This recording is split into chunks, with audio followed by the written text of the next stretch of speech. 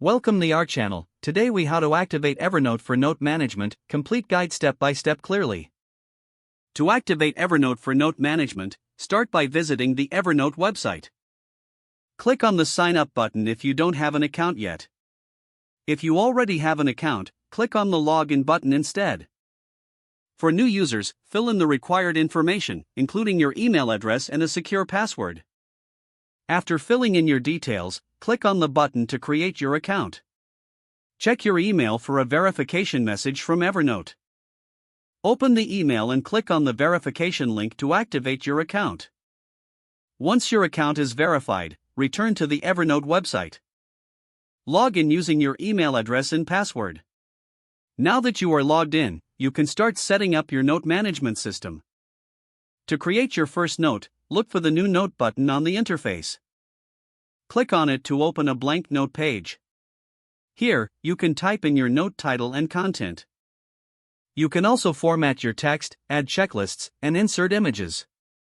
To organize your notes, consider creating notebooks.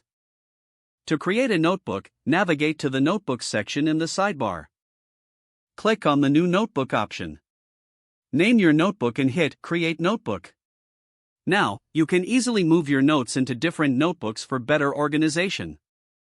You may also want to use tags for additional organization. To add tags, include the desired tag word in the tags section while creating or editing a note. This will help you categorize your notes and make them easier to find later. Additionally, explore the search functionality to quickly locate specific notes or content.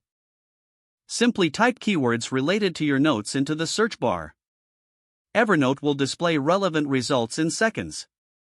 You can also sync your notes across devices by downloading the Evernote app on your smartphone or tablet.